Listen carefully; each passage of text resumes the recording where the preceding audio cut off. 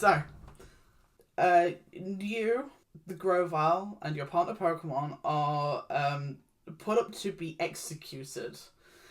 I almost got down to the spit take. That was great. Yeah. Hello, you tree geckos from a dismal future. What? If you've watched these before, you might have wondered. We don't warn each other what we're going to intro with. Sometimes we'll discuss it if we're not 100% sure. But yeah, we like to surprise each other. That's just the to get a hardest reaction. part of the episode is trying to come up with this intro. I found. I'm LunaD. And I'm Dandy. And today I'm going to be explaining mostly the plot of Pokemon Mystery Dungeon Explorers of Time. Hey. I'm saying specifically Time because I haven't played Darkness and I don't know if the plot is different. It's probably not. I mean, I couldn't tell you, but I actually did. I played some of Darkness. Yeah. So I'm not a stranger to the game. I don't remember anything of the story, which is why I'm interested. You didn't actually get into the main plot. I'm telling you this now. No. But because this is the first game, because Pokemon Mystery Dungeon Explorers of Time is a game for the DS released in 2007, we're going to do a little bit talking about game mechanics before we get into the plot. Yeah, sure. There's nothing like major in terms Well, of game mechanics I to played talk about. Mystery Dungeon Red back in the day. So Rescue Team, yeah. Yeah, Rescue Teams, which I guess is that much different. In terms of main plot things, no. Not plot, game mechanics You, wise. you didn't need to add much more, to be honest. No, because Mystery Dungeon is like a subgenre of RPG. Basically, yeah. Because there are other games that aren't Pokemon that are Mystery Dungeon ones, because they're the ones I'm a bit more familiar with, to be honest, than the mainline. No, yeah. I played those more as a kid than the mainline ones, weirdly enough. Yeah. The Mystery Dungeon format is you will enter a cave that is a procedurally generated location. Yes. And you go through a certain number of levels until you reach the end or a boss. Yes. That's how that works. There will be like special events on certain floors. There'll be traps on some locations. Some areas will have like lava on the floor, so you can walk through it. If you're a fire type, you'll take damage. If you're not, that kind of thing. And sometimes there are like monster houses where you walk into it and it spawns a bunch of Pokemon in. Yeah. Sometimes there will be shopkeepers who you can steal from if you're crazy. Can you? Oh yeah. Was that, I didn't think that was a thing. No, it's in the originals. Actually. Yeah, you can pick up stuff and run away without paying. And right. Okay. But Kecleon will kick your ass unless you are a really high level. Yeah. And it follows the usual Pokemon rules of the standard rock, paper, scissors of the typing. Yeah. The Pokemon Mystery Dungeon specifically, you take up missions and then you go into dungeons, and sometimes it will be a plot relevant mission and sometimes it will just be... It'll be just a fetch quest or rescue my friend at this floor and stuff like that. Yeah, because it was set up with Rescue Team that you are rescuing things. Yes. Because that's how that works. Because people get lost in the Mystery Dungeon. Yeah. Because it's a randomized floor. Or it's like escort me to my friend who's lost in this area on this floor. That kind of thing. Yeah. And the Explorers follows that same game mechanic strategy. Yeah. That's how it plays. Yeah, that's how it plays. They're fun games. They can be a bit of a grind. But yeah, especially I remember Rescue Reds being like towards the end, especially in the post game, like ridiculous levels of how far you'd have to go into a dungeon. Yeah. I mean, to get to anywhere. I don't know how you played those games, but the way that I always played them is that I would get like 5 missions for one location in one go. Oh yeah, you did the smart thing. Yeah, and you'd go through all of those in one. Which sometimes means that you'll have, like, take down this enemy and escort this guy at the same time, which makes it not really difficult. Yeah. It's not recommended. Yeah. They're pretty simple. They're Pokemon. They're Pokemon. You know Pokemon. You know Pokemon. This is for kids. Yeah. Bear that in mind as I go through the plot of Pokemon Mystery Dungeon Explorers of Time. I'm just going to preface this. I haven't played this game in a while, but it is burnt into my memory. So, so I will explain to the best of my memory, but I might get really specific details wrong. Yeah. But like with all the other Mystery Dungeon games, you are a human that gets turned into a Pokemon. Mm-hmm. You wake up on a beach with 0 memory of your life before waking up on that beach. Yeah. Apart from your name. Standard amnesia rules. Yeah, that's cool. You know. which I think Rescue Team also does that. Yeah, basically. It's like in a field instead of... Yeah, instead of a beach. And you are found by the partner Pokemon that you picked before the game started, whatever they were. They have just attempted to get into the Exploration Guild because that's like their life's ambition, is they want to go and be an explorer, but they're a bit of a scaredy cat. Yeah. And they can't quite do it. And they this time they brought their Lucky Charm with them, which is this big rock thing. That has I don't know why they get so big. It's like huge. Yeah. I mean, the problem is it's sprite work, so I don't know how big it actually is. Yeah. But it looks like it's like the width of them, you know? And it's got this intricate decal on the top. Yeah. They took it with them to the Exploration Guild, and they were still too much of a coward because the Exploration Guild does this incredibly weird thing where they've got this big grid and you step onto it and then somebody shouts what sort of Pokemon you are at you in order to decide whether or not you should be allowed let in. Which is weird, which is a weird thing to do. The other thing I'm going to mention is the fact that nobody has names in this universe except you. Everybody's just called whatever Pokemon they are. Yeah. Nobody has names. Was that the case in the original? Yeah, it's a pretty consistent case with the Mystery Dungeon games, which I still find very confusing. Because why does no one question the fact that you have a name? Yeah, that should be more obvious. Okay, there's something different about you. Yeah, there's something weird about you because you're not just called Vulpix. What's going on? You're not just Charmander. What do you mean? What do you mean your name is Steve? If they did it where, like, they would call you Vulpix, and then you were like, no, my name is Steve, and they would be like, yeah, like you said, you're Vulpix. Like, is that level of... Or if it was a case of, like, everybody calls each other by, like, what sort of Pokemon there is until, like, you're friends... And then once you're friends, you find out their real name. That would be cool. That's interesting. That would be a fun thing that you could do. Because obviously you can name your partner Pokemon. You can give them a nickname. But no one else has names. And I find it really weird. So, like, your partner Pokemon, like, finds you knocked out on the beach. And they, like, talk to you and try to give you some direction in your life because you have no memory. Yeah.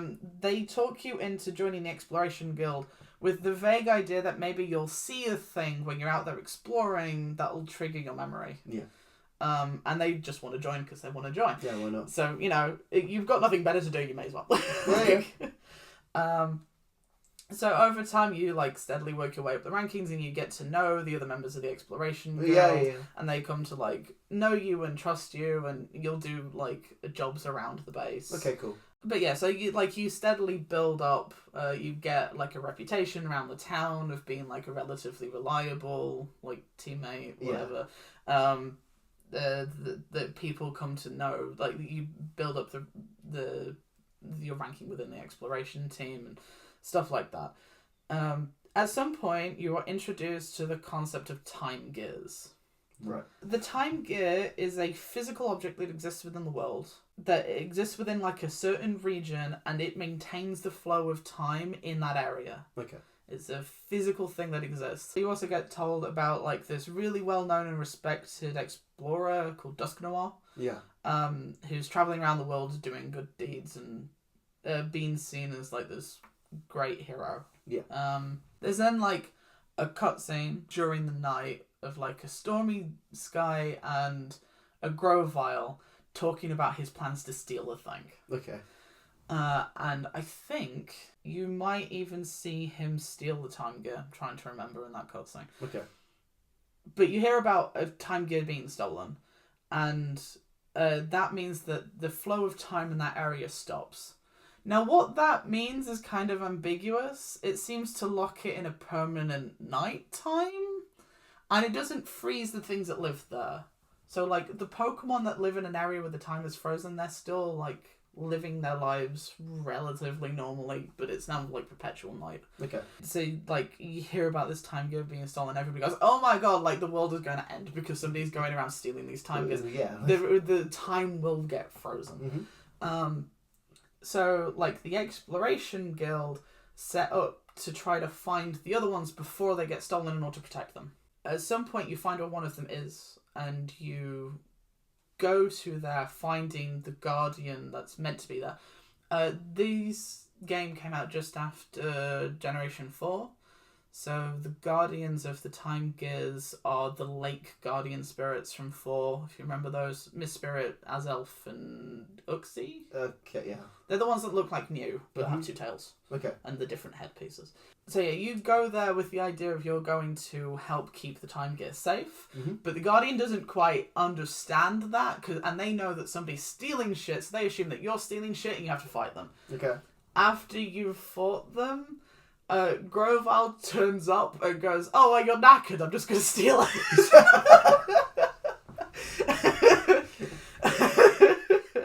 I think at that point you then fight Grovile in order to stop him from stealing that time gear. Okay. And you get really badly injured during that fight. Yeah. To the point where you have to stay in your home base and recover, and it is mentioned that it is several days before you regain consciousness. Yeah. Like, you are been completely fucked in that fight. But you did protect the time gear. And the Exploration Guild managed to get some contact with Dusknoir and the other Lake Guardians. And what they do is they spread a rumour that they're going to set up a way to permanently protect that time gear. Yeah. So that there's no way Grovile can steal it. Mm-hmm. At this point, or maybe slightly before this, I can't actually remember when it happens, Dusknoir reveals that he's actually from the future. Right. And so is Grovile. Mm. So Grovile went back in time in order to steal the time gears, and he's like this huge criminal, and Dusknoir went back in time to stop him because bad criminals steal time gears, freeze time in the area. Yeah. You know, bad thing, bad shouldn't happen. Right? So, like, they set up the trap for Grovile where they're going to lock down the time gear permanently. They can't actually do that. They're literally just spreading this rumor that they're going to do it in order to trick Grovile into showing up. So they manage to capture him, and they bring him back to town, and Dusknoir opens a time portal in order to take him back to the future. Okay. He shoves the Grovile through, and he brings up you and your partner Pokemon to thank you for your help. Yeah. At which point he grabs you both, basically by the throat, and drags you into the portal. Right? This great hero has just kidnapped you into the future. Yeah. So, turns out, the future is a barren wasteland that is in a perpetual nighttime. You, the Grovile, and your partner Pokemon are put up to be executed.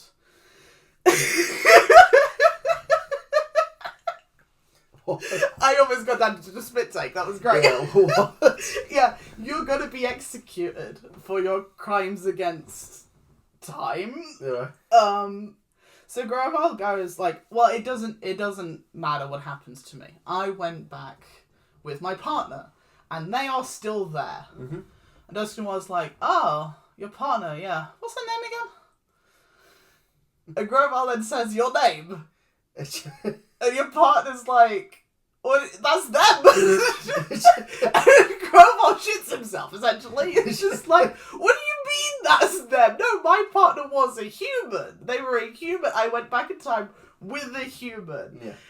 And your partner's like, yeah, they used to be a human. They got turned into a Pokemon.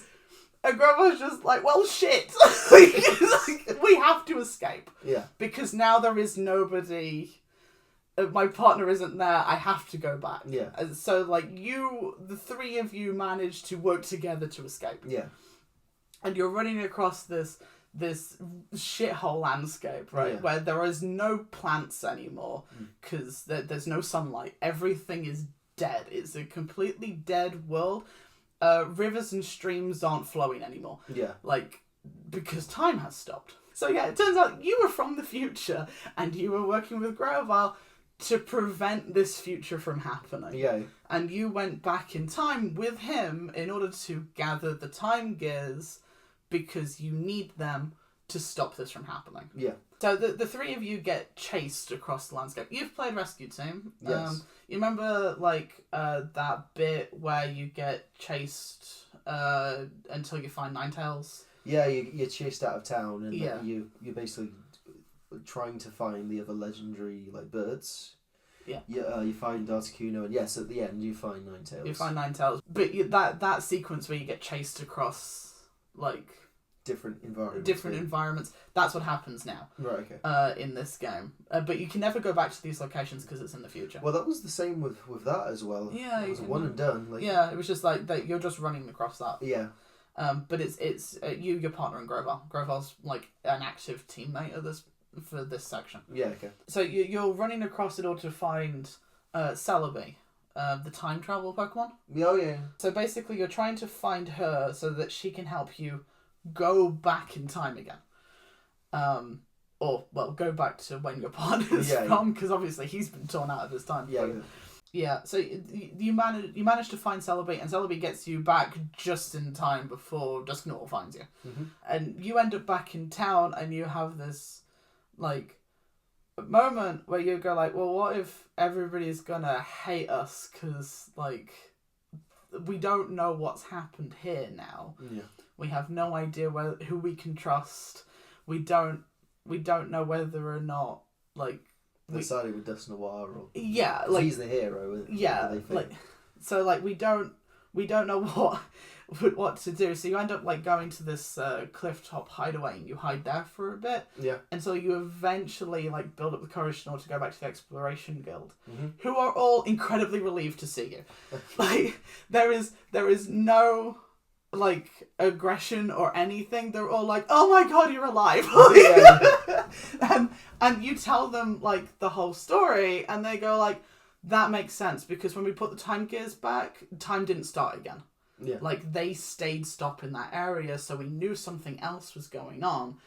We weren't sure what the state of play was, but that makes a lot of sense. Yeah. So you then go around and collect the time gears again, and this time you've got the help of the Lake Guardians, because like they now know what's going on, and they will give you their time gears. Okay. So you gather them all again. Groval explains that there is the Tower of Time in a forbidden land that you can only get to with the help of Lapras. Okay. And the tower is collapsing. You need the time gears in order to stop the tower from collapsing. That's why time is going to shit. Yeah. So, you and your partner in Groval go to the Forbidden Land with Lapras' help. Mm-hmm. There's like this whole like forest jungle area until you get to the base of the tower. You get down to the base of the tower and Dusknoir shows up. Yeah. And you have a boss fight with him. And you defeat him. And you find... Okay, now just before you do the boss fight with Dusknoir, you come across like this weird large like pedestal thing that has this really ornate pattern on it, which looks exactly like your partner Pokemon's like Lucky Charm. Yeah. And there's a hole in the middle of it which has this weird like broken section, which happens to perfectly fit your partner Pokemon's Lucky Charm. Yeah. So now they know where that came from. And after that fight, while Dusknoir is unconscious on the ground, you go and send your partner Pokemon to go and set up the lift, because it turns out that's what that big pedestal thing was. Yeah. It needs to put that rock in there and then it'll work again. Yeah. You know, this ancient rock, it was just used to power the lift. Yeah. Well, I guess it's because it's like a rune or whatever, and the rune is broken without it. It's just the funny idea, and it's not just this, it's other things like... It happens. You know that ancient powerful MacGuffin, it's just to open a door. It's open a door, yeah. It's like that level. It's just to open this door. So yeah, you send him off to go and start the lift. Yeah. At which point, like, Dusknoir regains consciousness. And he's like, how could you do this? How could you, like, do the thing that you're doing right now? And you're like, what do you mean? The future is shit. Like, it's perpetual darkness and, like, there's no plant life. And he goes, yeah, but if you do this, everyone who exists in the future will have never been born. Right. Because that future will have not happened. Yeah. And you're like, Groval, is that true? And he's like, yeah, if we succeed, we will cease to exist. Yeah. This is a suicide mission. We will die. This is a children's game. There's stakes. You're building stakes. Yeah. But it's just like, Groval's like, obviously, in the future, we already came to the conclusion that our lives were worth this, right? Yeah. Like, we had decided, but you're not that person anymore. Yeah. You've now had time here with these people who haven't lived in this dark future, and now you have friends who will miss you. Yeah. This is different now. Yeah. And I get that. But also, like, me and you and Celebi all agreed that our lives were worth the better future that we would make. And Dust Noir, like, goes like, well, I'm not willing to die. So him and Groval has a whole, like, wrestling match. Yeah. During which Groval has this really heartfelt goodbye, which has stuck in my brain because from his perspective, this is like his partner, right? This is the person who he went on a suicide mission with. But you don't know him anymore. Yeah. Because you've lost all of that memory. So he's having this heartfelt goodbye to a person who doesn't even recognize him. Yeah. Which is, like, so messed up. Yeah, it's a sad thing. So sad. It's like... It's like genuinely really messed up. Yeah. Like this is a goodbye forever. This is regardless of what happens, success or failure, I will never see you again. Yeah. You don't know him. It's so crazy. And then he pushes Dust Noir through the portal and the portal closes. Yeah. That's it, he's gone.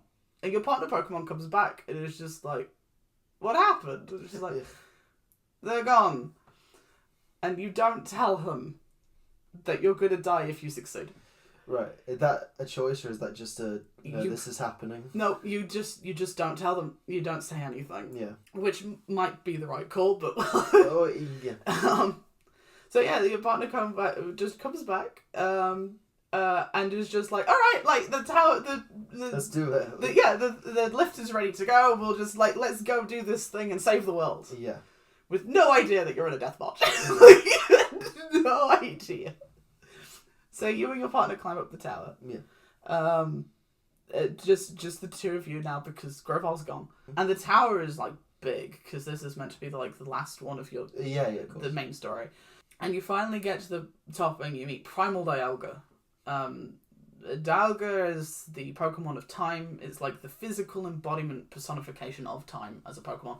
And they are insane because time is collapsing. Mm. And they do not understand that you are attempting to save them.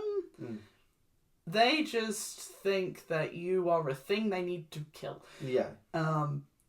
It also gets revealed at some point that Dialga is the one in charge of the future, in the timeless space, which is confusing. Yeah. And like Dusk Noir works directly for Dialga, and that's part of the reason that he can like time travel and stuff. Yeah, sure. You know, so because like time is decaying, that Dialga has been driven completely insane. So you fight it, win. And then you install the time gears into the tower, saving the future, and also like restoring Dialga to sentience. So like it's like not crazy anymore. And then you start your way back down. Yeah. And as you are going down the tower, you get weaker and weaker. That's until you can't move anymore. Hmm. And you start fading away. Yeah. And your partner, who has been with you this entire time, turns around and realizes that you are dying in front of them.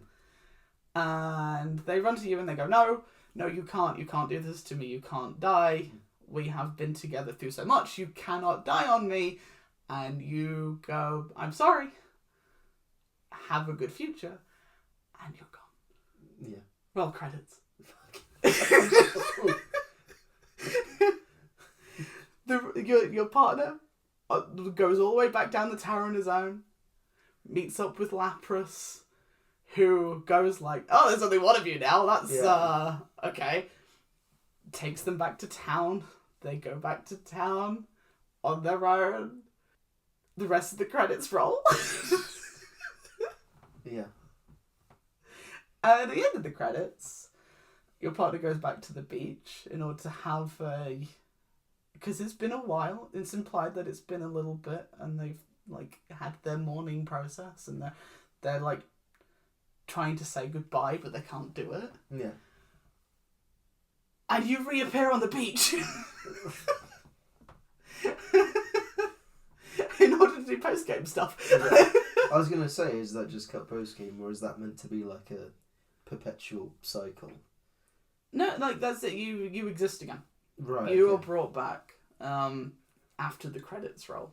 But yeah, like that's Pokemon Mystery Dungeon Explorers of Time, a game that's rated 12. I was gonna say, wow.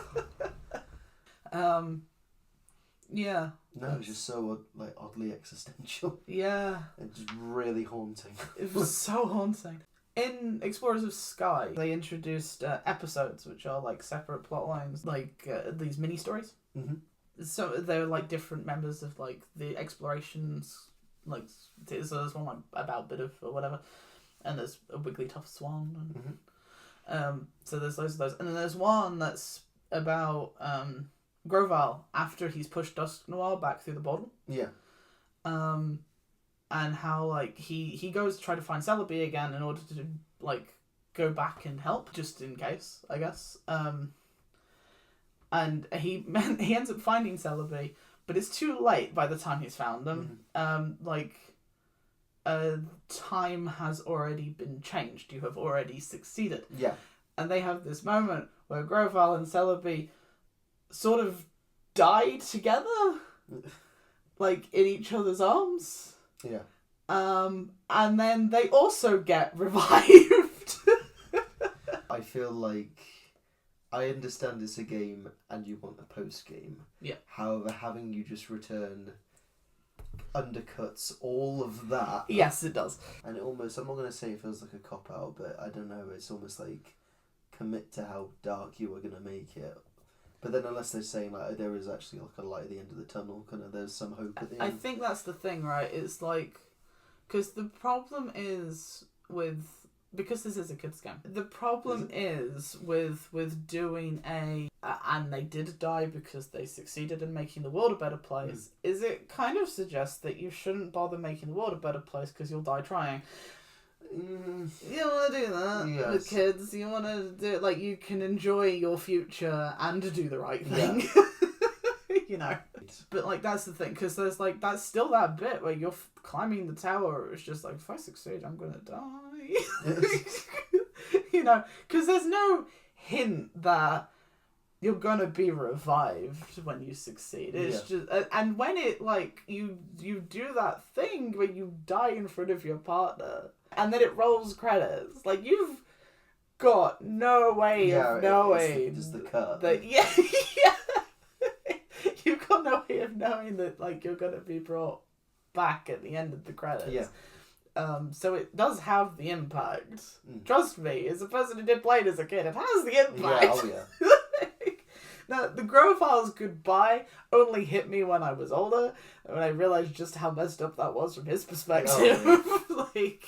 Have you ever had that thing with media where, like, you've realised that you have a really deep-seated fear and it's come from a piece of media that you played as a child and you didn't realise? I don't know, from media as a kid. Yeah. I get what you mean. I thought you were going to say... Because, like, the thing is I've always found, like, Eldritch horror really unsettling.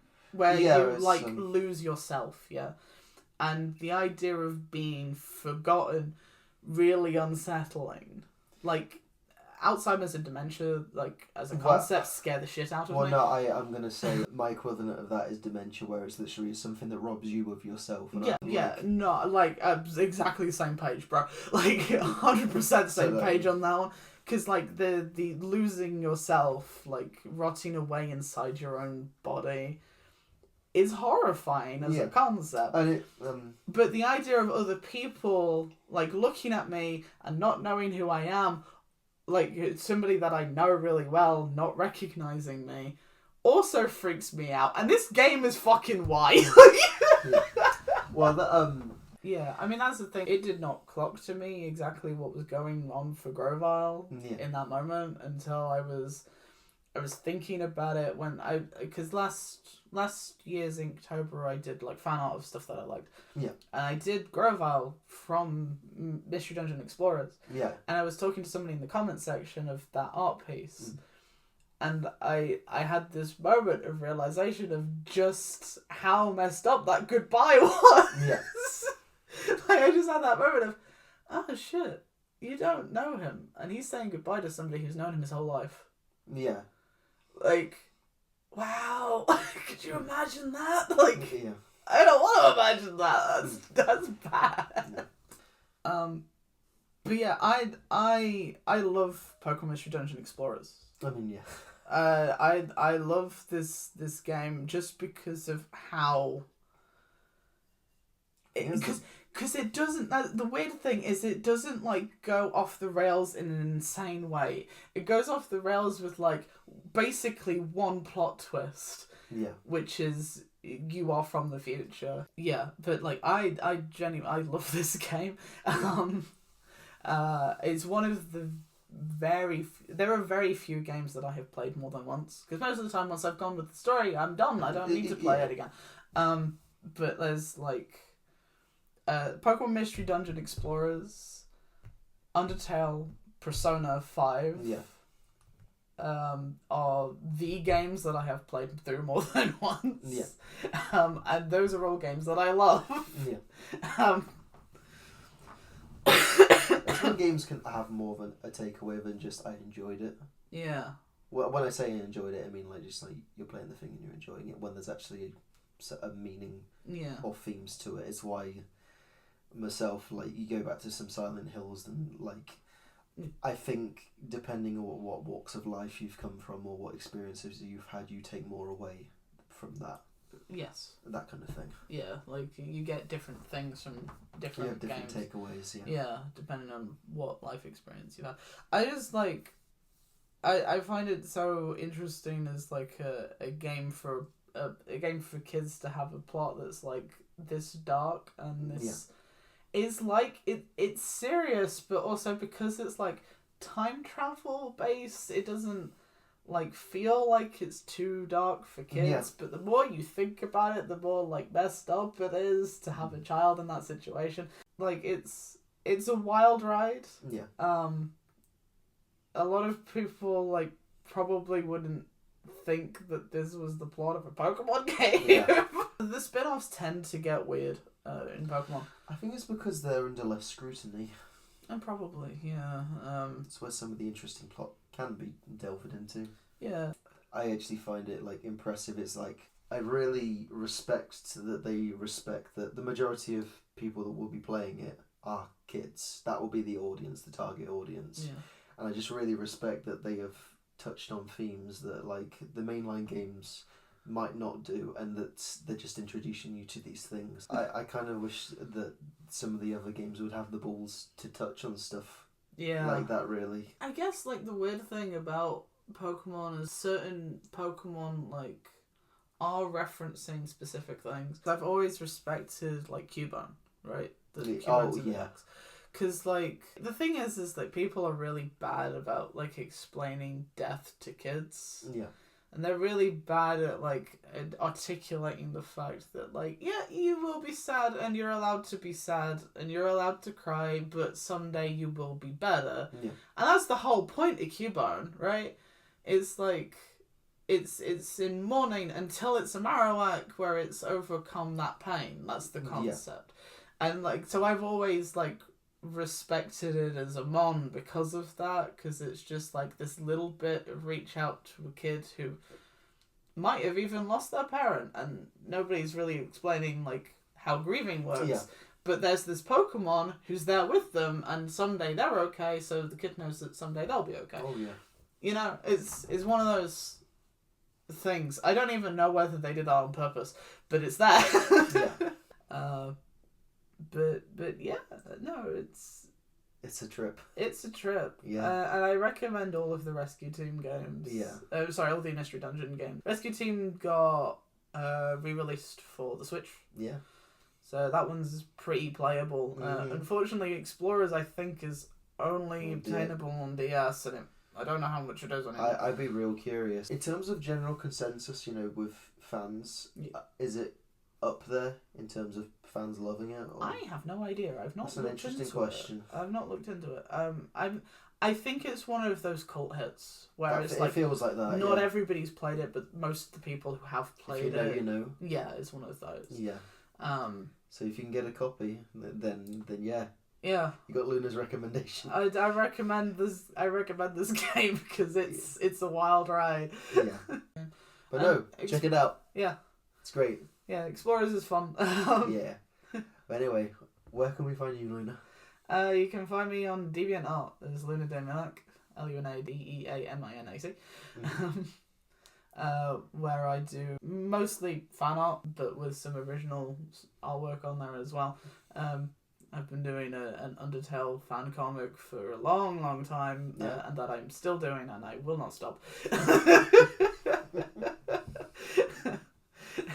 Ever. I will stop when I'm dead. Because I keep adding my own OCs, which is part of the problem. As well as like fan art for other franchises and some original characters and original artwork and other projects that are on there. But yeah, if you want to read a comic that's been going on for far too long at this point, feel free to check out my stuff. And you can find me on Instagram under Dynamite Dandy. I do rubber hose and pop art of all shapes and sizes. I'm also on Instagram under Paranoia Prints, which is horror artwork, similar kind of stuff, but a bit more diverse in the things I draw. Not so much artwork, but music. I'm in a band called Noose for Parrots. We do ska punk music. We do originals and covers, and our originals you can find in all places you can find good music. So you Spotify, your iTunes. We also have a Bandcamp. You can buy merch. We've got shirts, we've got CDs, that kind of stuff. So you can check that out. And yeah, all of the stuff between myself and Luna will have links in the description. We shall see you in the next episode. Later, gooders. Bye.